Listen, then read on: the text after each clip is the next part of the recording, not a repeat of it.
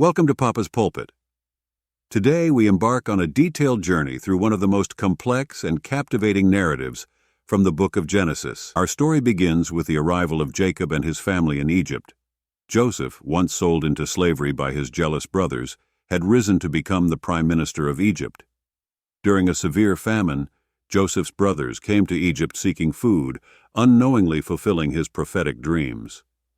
After revealing his identity and reconciling with his brothers, Joseph invited his father Jacob and their entire family to settle in Egypt, in the region of Goshen, where they lived prosperously. As generations passed, the Israelites multiplied and prospered in Goshen. However, a new Pharaoh, who did not know Joseph, rose to power. Fearful of the growing population of the Israelites, he viewed them as a potential threat to national security.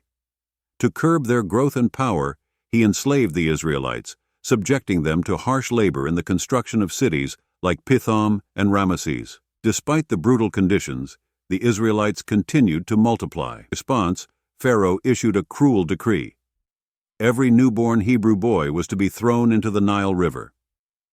This period of intense suffering and oppression marked the lowest point for the Israelites in Egypt. During this dark time, a Hebrew woman from the tribe of Levi gave birth to a son. To save him from Pharaoh's decree, she hid him for 3 months. When she could no longer hide him, she placed him in a basket and set it adrift on the Nile.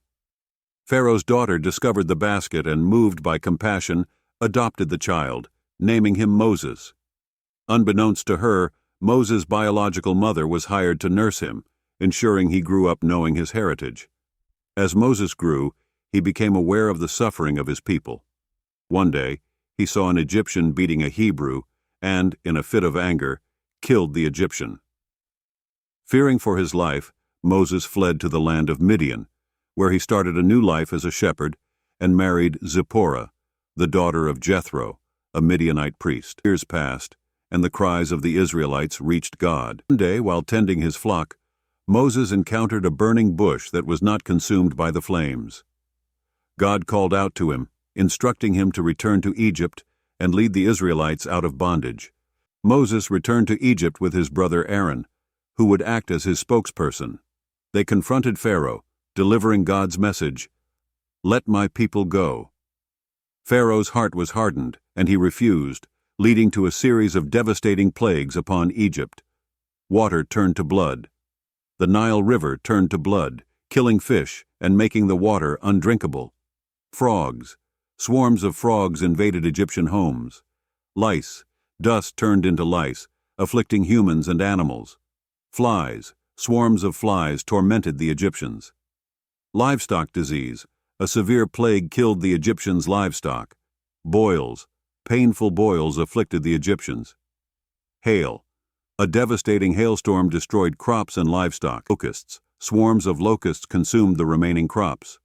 Darkness, a thick darkness covered Egypt for 3 days. Death of the firstborn. The final and most severe plague struck down the firstborn of every Egyptian family, from Pharaoh's palace to the lowliest servant, as well as their livestock. Pharaoh, devastated by the death of his own firstborn son, finally relented and allowed the Israelites to leave. The Israelites, numbering around 600,000 men, along with women, children, and a multitude of livestock, left Egypt in haste, taking with them the wealth of the Egyptians, as God had foretold. Pharaoh soon regretted his decision and pursued the Israelites with his army. The Israelites journeyed through the wilderness, facing numerous challenges, including a lack of food and water. Despite their grumblings, God provided for them. As the Israelites wandered the desert, their faith was continually tested. They complained about the lack of meat, and God sent quails to cover the camp. When they were thirsty, Moses struck a rock at Horeb, as instructed by God, and water gushed forth to quench their thirst. The journey through the wilderness was not without its conflicts. The Amalekites attacked the Israelites at Rephidim. Under the leadership of Joshua and the intercession of Moses, who held up his hands in prayer, the Israelites triumphed. Moses' father-in-law, Jethro, visited the Israelite camp and observed Moses judging the people's disputes from morning till evening. Concerned about the toll it was taking on Moses, Jethro advised him to appoint capable men as leaders over thousands, hundreds, fifties, and tens to share the burden. Moses implemented this system, easing his load and ensuring efficient governance. Finally, they arrived at Mount Sinai, where God would establish his covenant with them. The Israelites camped at the base of the mountain, and Moses ascended to meet with God.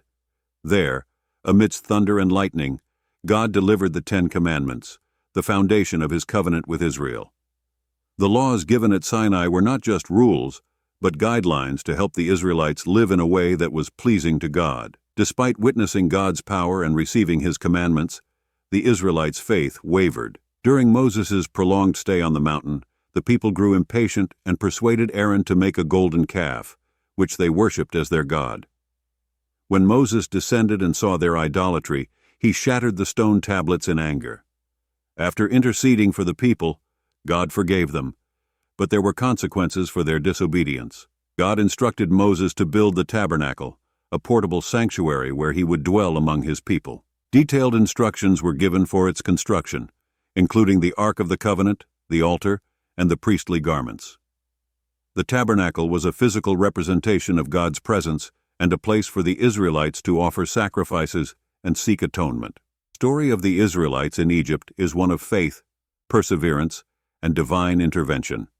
It teaches us about God's faithfulness to his promises, the power of redemption, and the importance of obedience and trust in God's plan.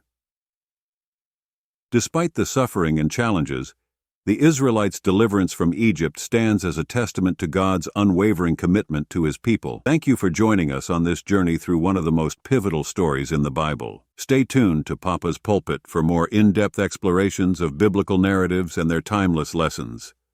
Like, subscribe, and click on the notification bell